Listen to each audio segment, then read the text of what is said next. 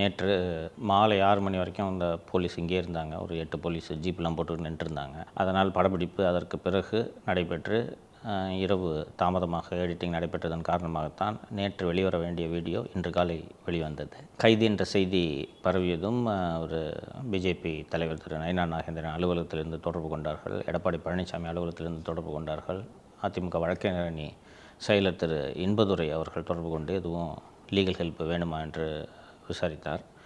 And இது போக ஏராளமான நண்பர்கள், ஆதரவாளர்கள், நலம் விரும்பிகள் அத்தனை பேரும் வந்து தைரியமாக இருங்கள், எங்களது ஆதரவு உங்களோடு தான் என்று ஆதரவு தெரிவித்தார்கள். அவர்கள் அத்தனை பேருக்கும் நன்றி. நேற்று அதெல்லாம் முடிச்சுட்டு தாமதமாக எடிட் பண்ணதன் காரணமாக இன்றைக்கி காலையில் போட்ட வீடியோவில் ஒரு 10 செகண்டோ 15 செகண்டோ ஆடியோ கிளிப் இருக்குது.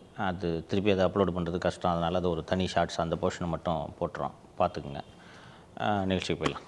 நம்ம நேயர்களும் வேறு என்ன சாரை கைது பண்ணிட்டாங்களான்னு பதறிட்டு இருந்தாங்க. அது சும்மா நம்ம ஒரு வேளை வந்து இது மாதிரி கைது பண்ணுறதுக்கு போலீஸ் வந்திருக்காங்கன்னு சொன்னாலும் நம்ப மாட்டாங்க. சரியா, சில பேர் நம்புறதுக்கு கஷ்டமாக இருக்கும். அப்படி இல்லைன்னா இந்த திமுக ஈகோ சிஸ்டம் இருக்குல்ல, புழுறான், இவனை யார் போய் கைது பண்ண போகிறாங்க அப்படின்ட்டு. அதுக்காக தான் வரும்போதெல்லாம் வீடியோ எடுக்கிறது. தினந்தோறும் ஆஃபீஸ்க்கு ரெகுலராக போலீஸ் வந்துகிட்டு இருக்கிறாங்க என்பது தெரிய வேண்டும் என்பதற்காகத்தான் அந்த வீடியோலாம் எடுத்து பதிவு பண்ணுறது. எந்த ஆஃபீஸ்லேயாவது இது நடக்குமா சொல்லு? எந்த பத்திரிகை ஆஃபீஸ்லேயாவது நியூஸ் பண்ணும்போது தினமும் யார் கதவை தட்டுறது, யார் போலீஸ் எப்போ வந்திருக்காங்க, தினந்தோறும் இந்த மாதிரி போலீஸ் வந்து சம்மன் கொடுக்குறதுன்றது எந்த ஆஃபீஸ்லேயும் இது நடக்கிறது. இன்னொன்று, ஒரு யூடியூப் சேனல் நடத்துகிற வேலையை பார்த்துட்டு இருக்கோமா, குற்றம் பண்ணுறதே தொழிலாக வச்சுட்ருக்கோமா? அப்படி இருந்தால் தான் இது மாதிரி வாரத்துக்கு 4 எஃப்ஐஆர் ஒவ்வொரு ஸ்டேஷன்லையாக ரெஜிஸ்டர் பண்ணிகிட்ருக்க முடியும் இல்லையா? ஸோ அது மக்கள் பார்த்து கொண்டு இருக்கிறார்கள். நம்ம போய் அதில் போட்டிருக்கிற செக்ஷனில் கொலை மிரட்டல் இருக்குது. போய் கொலை மிரட்டல் பண்ணுற வேலையை பண்ணிகிட்ருக்கு. தமிழக முதல்வர் அண்டு மற்ற அமைச்சர்கள், மற்ற மூத்த அதிகாரிகள் எல்லாவற்றையும் பார்த்து கொண்டு இருக்கிறார்கள்.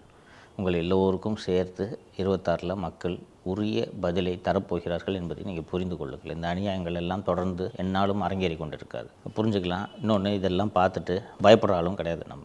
சார், இது என்ன வழக்குனா, 7 கிணறுக்கு போனீங்க இல்லையா, அது தொடர்பான வழக்குன்னு மக்கள் நினைக்க போகிறாங்க. சார், இது புது வழக்கு. ஃபஸ்ட்டு இது என்ன வழக்குன்றது இது வரைக்கும் தெரியாது நமக்கு. ஒரு 8 செக்ஷனில் போட்டிருக்காங்க. என்ன வழக்குன்னு தெரியாது, யார் புகார்தாரர் என்பது தெரியாது. நான் அதை பெரிதாக அதை தெரிந்து கொள்ள நான் ஆர்வமும் காட்டவில்லை. இன்னொன்று, ஒருத்தனை பிடிக்கலன்னு சொன்னால் எஃப்ஐஆர் போடுறத யாரால் தடுக்க முடியும்? புகார்தாரராக கிடைக்க மாட்டாங்க. இந்த 7 கிணறு வழக்கே எடுத்துக்கிட்டா, எவனோ ஒருத்தனை போய் மிரட்டினதுக்கு எங்கள் 3 பேர் மேலே எஃப்ஐஆர். இது மாதிரி நான் அங்கே சவுக்கு சங்கர் ஆஃபீஸ்க்கு கீழே போய் நின்றுருந்தேன். அவர் கீழே வந்து கத்தி எடுத்து ஒன்று குத்திடுவேன்னு சொல்லிட்டு சொன்னாருன்ட்டு அவன்கிட்ட ஒருத்தட்ட வாங்குவாங்க. இல்லைன்னா சம்மன் சர்வ் பண்ண வந்து எதுக்கு வீடியோ எடுக்கிறதுன்றது எல்லோரும் தெரிஞ்சுக்கணும். அது சம்மன் சர்வ் பண்ணிட்டு போகிறாங்களா? இந்த கான்ஸ்டபிள் 4 கெட்ட வார்த்தையில் திட்டி டேபிளில் இருந்த பேப்பர் வெயிட் எடுத்து என்னை அடிக்கிறதுக்கு வந்தான்னு சொல்லிட்டு கம்ப்ளைண்ட் கொடுத்தா நீ என்ன பண்ணுவேன்? நேற்று இந்த சப் இன்ஸ்பெக்டர் 2 பேர் வந்தாங்களா, அவங்க போய் கம்ப்ளைண்ட் கொடுக்குறாங்க. இந்த மாதிரி நான் ஒரு அலுவலகத்துக்கு சென்றேன், அவங்க ஆஃபீஸில் 2 பேர் மேலே கேஸ் இல்லை, இந்த நிதிஷ்னு ஒரு பையன் இருந்தான், அவங்க எல்லாம் சேர்ந்து என்ன பிடிச்சி கழுத்தை பிடிச்சி நெருக்க வந்தாங்க, நான் தப்பித்து ஓடி வந்தேன் அப்படின்னு ஒரு புகார் கொடுத்து ஒரு எஃப்ஐஆர் போட்டு வச்சுக்குவாங்க. இதில் கைதும் நடக்கும். அரசு ஊழியரை பணி செய்ய விடாமல் தடுத்தது, அரசு ஊழியர் மீது தாக்குதல் தொடுத்தது, கொலை முயற்சி இதெல்லாம் இருக்கும். இது பொய் வழக்குன்னு நம்ம 2 வருஷம் இல்லை 4 வருஷம் கோர்ட்டுக்கு நடந்து தான் ப்ரூவ் பண்ணணும். புரியுதா? இதுதான் இவர்களுக்கு இருக்கக்கூடிய அதிகாரம். அந்த எஃப்ஐஆர் ரெஜிஸ்டர் பண்ணுறதுக்கு யார் தடுக்க முடியும்? எஃப்ஐஆர் ரெஜிஸ்டர் பண்ணாத நம்ம சொல்ல முடியுமா? ஒவ்வொரு முறையும் சம்மன் சர்வ் பண்ண வரும்போது வீடியோ எடுக்கிறதுக்கான காரணம் இதுதான். இங்கே வந்துட்டு நாளைக்கு ஏதாவது ஒரு சிக்கலாம். அதே மாதிரி இந்த கௌசல்யா விவகாரத்தை எடுத்துக்கலாம். கௌசல்யா ஃபோன் பண்ணி என்ன கேட்டாங்க, என்னங்க இப்படி போட்டிருக்கீங்க நியூஸ் சொன்னோன்னே, பார்லிமெண்ட்டில் வந்த நியூஸை தாங்க நான் போட்டேன்னு தான் சொன்னோம். கெட்டவாதில் திட்டினேன் நம்ம கம்ப்ளைண்ட் கொடுக்கலையா? ஸோ இது மாதிரி எனக்கு வந்த தகவல் அங்கே சிட்டியில் ஐஎஸ்லேருந்து ஒரு அதிகாரி என்கிட்ட சொன்னது, வாரத்துக்கு 2 எஃப்ஐஆராவது ஏதாவது ஒரு ஸ்டேஷனில் போடணும். அண்டு இவர் ஐஸ்கிரீம் என்ன பண்ணுறாருன்னா, அவருக்கு கமிஷனருக்கு கீழே அடிஷ்னல் கமிஷனர் இருப்பாங்க, அதுக்கு கீழே ஜாயின்ட் கமிஷனர் இருப்பாங்க, அதுக்கு கீழே டெப்டி கமிஷனர் இருப்பாங்க, அதுக்கு கீழே அசிஸ்டன்ட் கமிஷனர் இருப்பாங்க. அடிஷ்னல் கமிஷனர்ஸு மறுத்துடுறாங்க.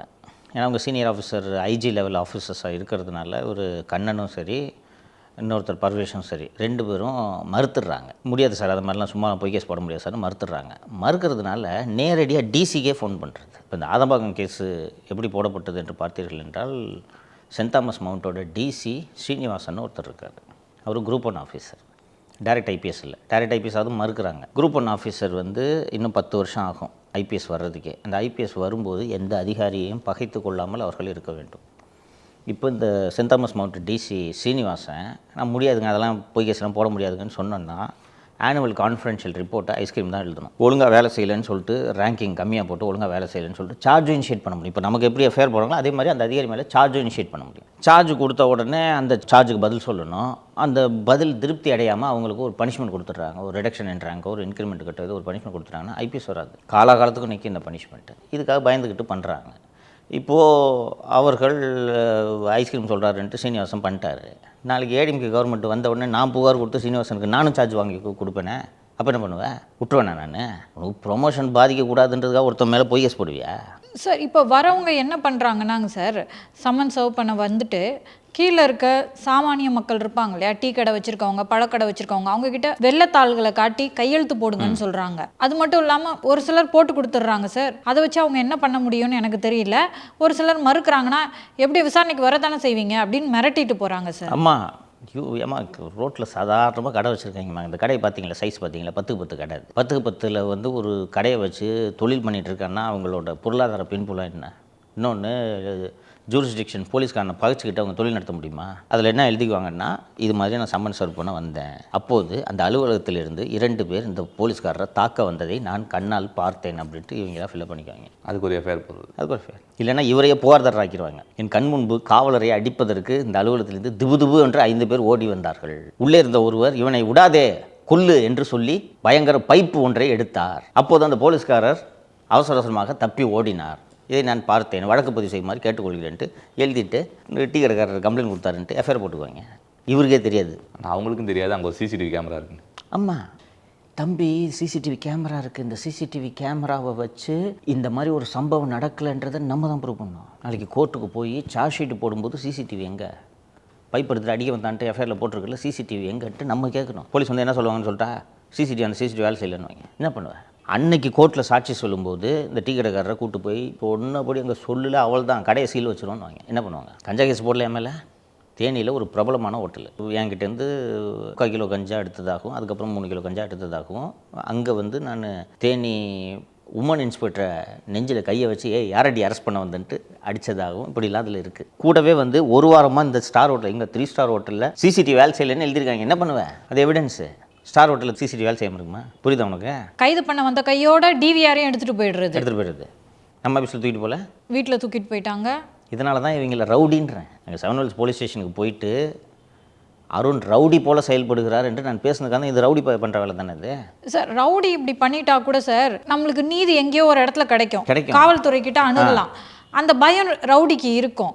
பட் இப்போ காவல்துறையே இப்படி நடந்துக்கிறாங்க. இது நம்ம ஒரு பானை சோறுக்கு ஒரு சோறு பதம்ன்ற மாதிரி நம்ம ஒரே ஒரு சோறு தான். ஆனால் இதே மாதிரி தான் பொதுமக்கள்கிட்டையும் காவல்துறை நடந்துக்குது. அவங்களால கேட்க முடியாது. நம்மகிட்ட ஒரு மீடியா இருக்குது, நீங்கள் உட்காந்து புலம்புறோம். டீ கடைக்காரர் எங்கே போய் புலம்புவார்? அயன் கடைக்காரர் எங்கே போய் புலம்புவார்? பாத்திர கடைக்காரர் எங்கே போய் புலம்புவார்? பேச முடியுமா? ஃபஸ்ட்டு இவ்வளவு செல்வாக்கு உள்ளவங்களே யாராவது போலீஸ் எடுத்து பேசுகிறாங்களா? இப்போவும் எனக்கு என்ன அட்வைஸ், ஐஸ்கிரீம் பற்றி பேசாது. ஏன் பேசக்கூடாது? நீ ரவுடி தானே பண்ணுவேன், டபுள் டாக்குமெண்ட் பண்ணுவேன், இப்படி பொய் கேஸ் போடுவேன். இப்போ நீ எங்கே போய் நீதி தேடுவேன்? இப்போ நம்ம இந்த இன்னொரு சிக்கலை சொல்லிடுறேன். இப்போது இவ்வளோ எஃப்ஐஆர் இருக்குதுன்னு சொல்கிறேன். கைது செய்யக்கூடாதுன்னு முன்ஜாமீன் போடுறீங்க, சரியா? உயர்நீதிமன்றத்துக்கு போவீங்களா? உயர்நீதிமன்றம் என்ன பண்ணோம்? கைது செய்யக்கூடாது. ஆனால் போலீஸ் ஸ்டேஷனில் போய் 1 மாதம் கையெழுத்து போடுன்னுவாங்க. கையெழுத்து போடுறதுக்கு உள்ள அரெஸ்ட்டாக உட்காந்துக்கலாம். சில ஜட்ஜஸ்ஸு காலைல 10 மணிக்கு கையெழுத்து போடுவாங்க, சில ஜட்ஜஸ் 10 மணிக்கு சாயங்காலம் 5 மணிக்கு கையெழுத்து போடுவாங்க. கொஞ்சம் யோசிச்சுப்பார். நீ வரல, 7 கிணறு எவ்வளோ தூரம் பாருக்கு?